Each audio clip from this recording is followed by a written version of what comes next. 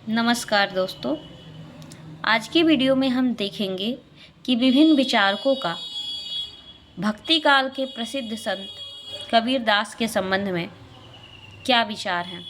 ठीक है, कबीर भक्ति काल के ज्ञानेश्वरी शाखा के जो निर्गुण संत हैं उनके प्रवर्तक या प्रसिद्ध प्रतिनिधि कवि के रूप में जाने जाते हैं, संत के रूप में जाने जाते हैं।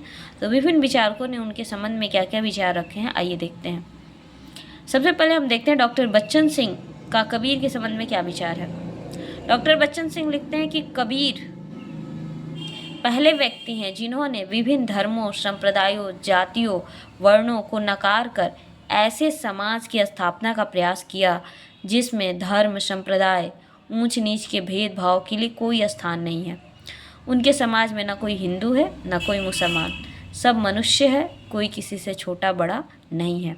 पीड़ित, शोषित, अपमानित जन समाज के दुख से जितना सारोकार कबीर का है उतना भक्ति काल के किसी अन्य कवि का नहीं है।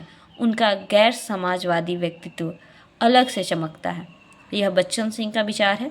हिंदी साहित्य के दूसरा इतिहास नामक पुस्तक में उन्होंने ये विचार कबीर के संबंध में दिए हैं। आगे भी लिखते हैं, बैठे ठाले साधुओं तथा अगृहस्थ होकर भी गृहस्थी का उपदेश देने वाले भक्तों के सामने वह शारीरिक श्रम का उदाहरण प्रस्तुत करते हैं।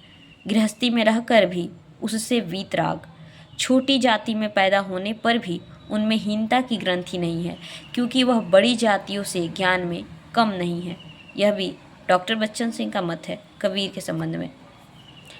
आगे बच्चन सिंह का यह भी विचार है कि पर युगीन घेर को पूरा का पूरा तोड़ना संभव नहीं था।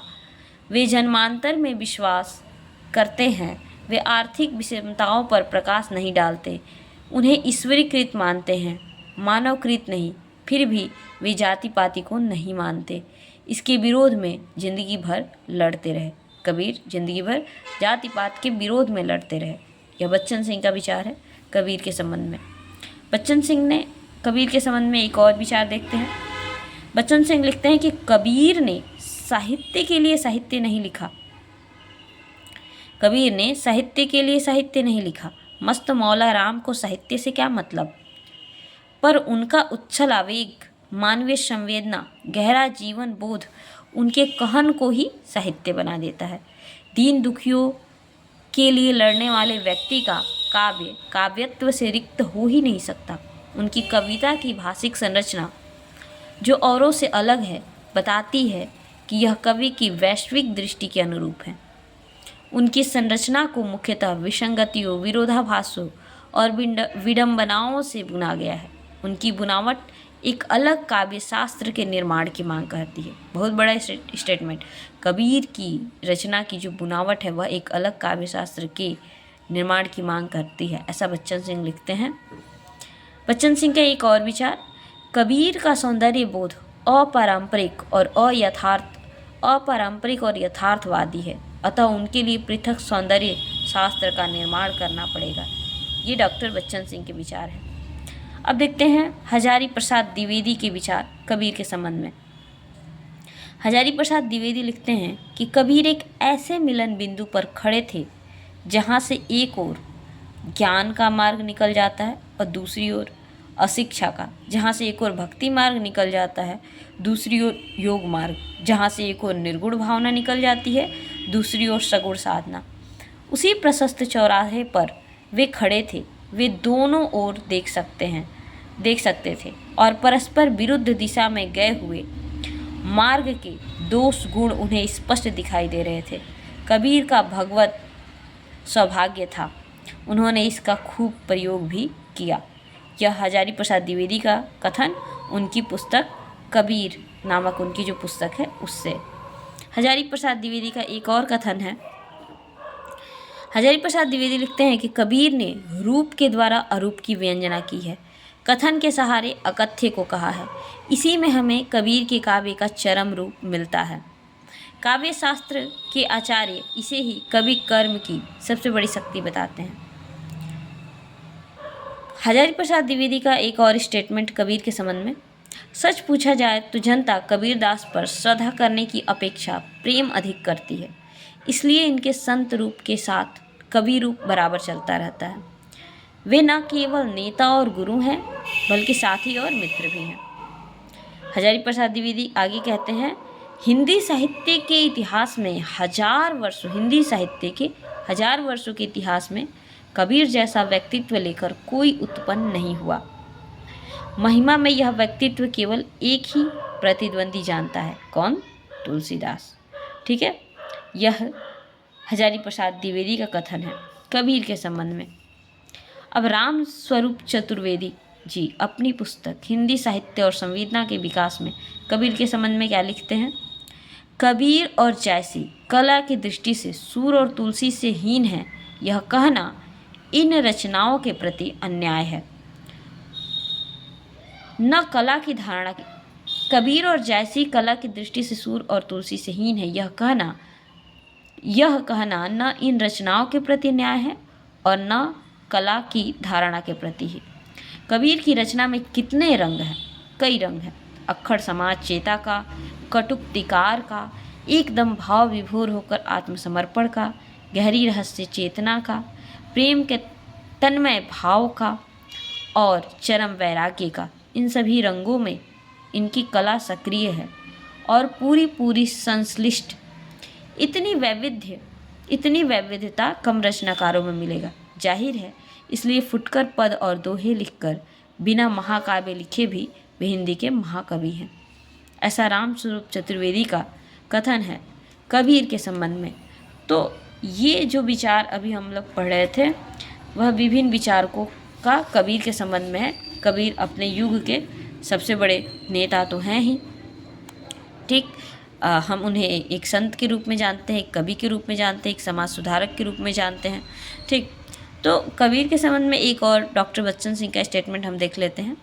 उन्हें समाज सुधारक, बच्चन सिंह कहते हैं कि उन्हें समाज सुधारक कहना उनके महत्व को कम करना है।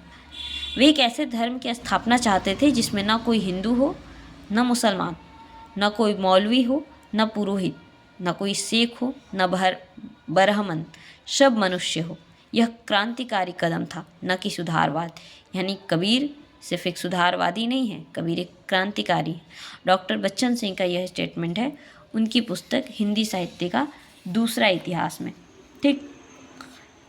अब हम देख लेते हैं भाषा के संबंध में। हम कबीर का जो स्टेटमेंट, जो हजारी प्रसाद द्विवेदी का स्टेटमेंट है कि भाषा पर कबीर का ज़बरदस्त अधिकार था। वे वाणी के डिक्टेटर थे।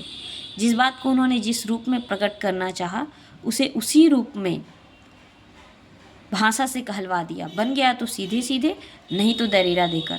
भाषा उनके समक्ष कुछ लाचार सी नजर आती है। वाणी के ऐसे बादशाह को साहित्य रसिक काव्यानंद का आस्वाद कराने वाले न समझे तो उन्हें दोष नहीं दिया जा सकता, ठीक। तो ये कबीर के भाषा के संबंध में हजारी प्रसाद द्विवेदी का कथन है। कबीर के व्यक्तित्व के संबंध में हजारी प्रसाद द्विवेदी का भी एक बहुत बड़ा स्टेटमेंट है। कबीर के व्यक्तित्व के संबंध में हजारी प्रसाद द्विवेदी जी अपनी पुस्तक कबीर में लिखते हैं कि वे अर्थात कबीर सिर से पैर तक मस्त मौला, स्वभाव से फक्कड़, आदत से अक्खड़, भक्त के सामने निरीह, वेशधारी के आगे प्रचंड, दिल के साफ, दिमाग के दुरुस्त, भीतर से कोमल, बाहर से कठोर, जन्म से अस्पृश्य, कर्म से वंदनीय थे। युगावतार की शक्ति और विश्वास लेकर वे पैदा हुए थे। युग प्रवर्तक की दृढ़ता उनमें विद्यमान थी, इसलिए वे युग प्रवर्तन कर सके। यह बहुत बड़ा कथन है कबीर के संबंध में हजारी प्रसाद द्विवेदी का। रामस्वरूप चतुर्वेदी ने कबीर के व्यक्तित्व के संबंध में क्या कहा है? रामस्वरूप चतुर्वेदी जी कहते हैं कि कबीर निर्भीक, सत्यवादी, स्वतंत्र चेता, परम संतोषी, बाह्य आडंबर विरोधी, सात्विक प्रकृति तथा क्रांतिकारी सुधारक थे। उन्होंने जहाँ भी गलत देखा, चाहे वह सामाजिक व्यवस्था हो या धार्मिक व्यवस्था, तीव्र आघात किया, डर कर विरोध किया। अपने कृतित्व को समाज से मिलाकर और अपने व्यक्तित्व को रचना से अभिन्न करके वे सच्चे अर्थों में सुकवि बनते हैं। उनके ऊपर जरा मरण के नियमों का असर नहीं होता। कबीर इसी कोटि के रचनाकार हैं। यह रामस्वरूप चतुर्वेदी का विचार है। तो आज हमने देखा कबीर की भाषा के संबंध में, कबीर के व्यक्तित्व के संबंध में, कवि के रचनाओं के संबंध में हमने विभिन्न विद्वानों के विचार को देखा। ये सभी कथन अक्सर परीक्षाओं में पूछे जाते हैं, इसलिए इसे ध्यानपूर्वक पढ़ें, समझें और इसको याद रखें, क्योंकि विभिन्न प्रतियोगी परीक्षाओं में विचारकों विद्वानों के कथनों को पूछा जाता है। इसी प्रकार के हिंदी साहित्य से जुड़े तथ्यों को जानने के लिए चैनल से जुड़े रहें, लाइक और सब्सक्राइब करें। धन्यवाद।